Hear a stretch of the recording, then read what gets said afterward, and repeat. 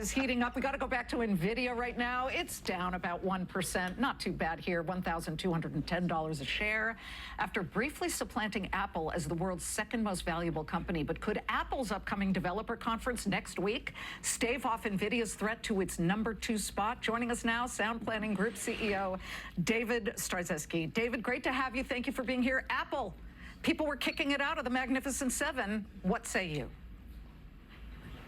Well, I'm a big fan of Apple here, and I think that they're positioned really well to just really, take off in this AI next phase of the cycle. And so, Apple's been pretty quiet about what they've been doing in AI, and I think a part of that secrecy is because their team is really good at bringing things out in a way that is like ready for launch. They don't like to have a bunch of issues in them, but AI acquisitions this year by Apple has been actually more than any of the other major companies out there. They've done a little better than 20.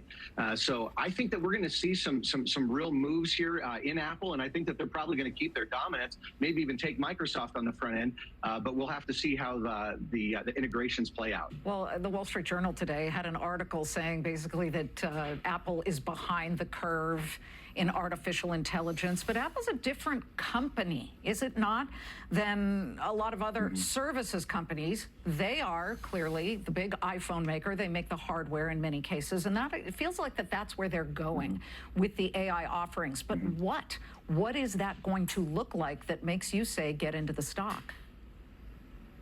Okay, so AI today is based on LLM, large language models. So it's a lot of text. It's essentially a speed reader, helps you to metabolize ideas, share them in a more effective way.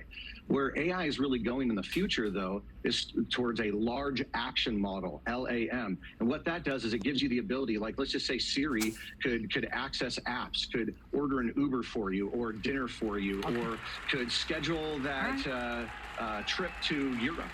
So there's a lot of different things that they can do. Well, the big developers conference is